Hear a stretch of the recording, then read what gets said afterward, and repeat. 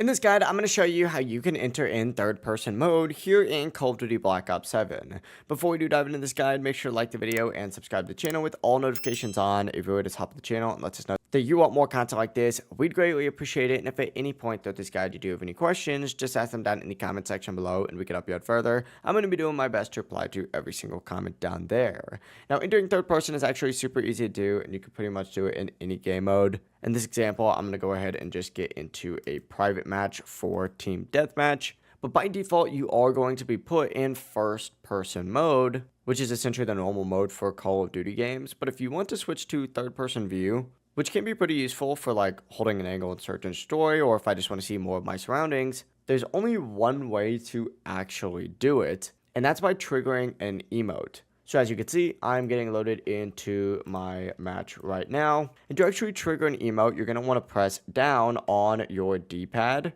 or up on your D-pad. Or if you're on keyboard and mouse, you're going to want to go ahead and hit that U key. It's going to open up a page that looks like this, and then you just got to go ahead and either hit up on the D-pad or any of these number keys, and what it's going to do is have you do this little emote, and that's going to put you in third person. Overall, it really is as simple as that. You can do this as many times as you want during a match, and it can actually be really strong, especially in certain situations if you do use it properly, but that's really all there is to it. If you guys do have any questions, just ask them down in the comment section below, and we can help you out further. I'm going to be doing my best to reply to every single comment down there, and before you do leave this video, make sure to like the video and subscribe to the channel with all notifications on. It really does help the channel, and lets us know that you want more content like this. We'd greatly appreciate it.